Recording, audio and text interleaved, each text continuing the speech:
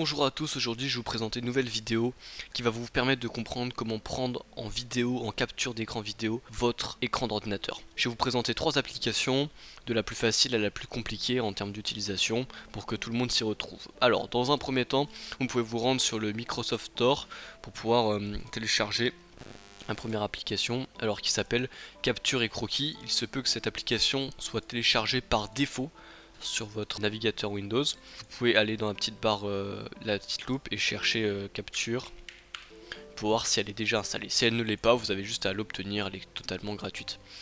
Donc après vous allez l'ouvrir. Et donc là vous allez arriver sur, je l'ai mis en grand écran, sur ici. Alors ce qui va être intéressant, c'est que vous allez non seulement pouvoir faire des captures d'écran vidéo, mais aussi des captures d'écran tout court.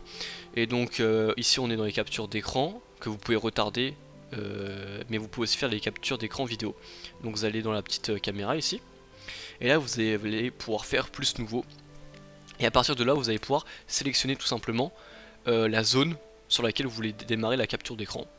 Donc normalement c'est tout l'écran, hein, vous pouvez prendre. Et après vous aurez plus qu'à faire démarrer. Et donc là je viens de le démarrer, mais du coup ça a coupé mon autre enregistrement, mais vous faites démarrer et après vous ferez arrêter de la même façon. Donc ça c'était pour la première application. La deuxième application, c'est une application un petit peu plus connue pour les gamers, et c'est tout simplement, elle se trouve encore dans le Microsoft Store, c'est le Xbox Game Bar. Donc c'est une application qui est aussi parfois préinstallée avec les différentes versions de Windows, et donc vous pouvez l'obtenir gratuitement. Ce qui va nous intéresser ici, c'est tout simplement l'enregistrement. Donc là on peut voir capturer.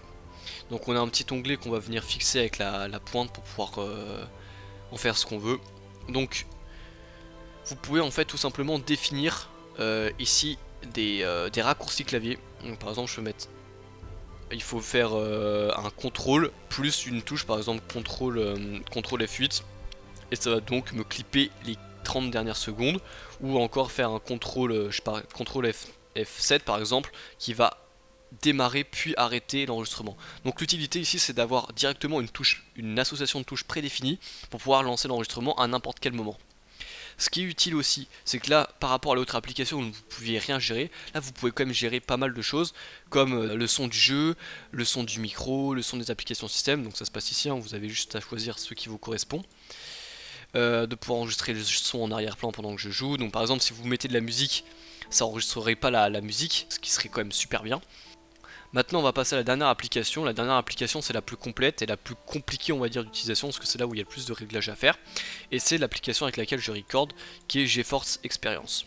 Alors quand vous arrivez dans cette application, il vous faut vous rendre dans la rubrique paramètres.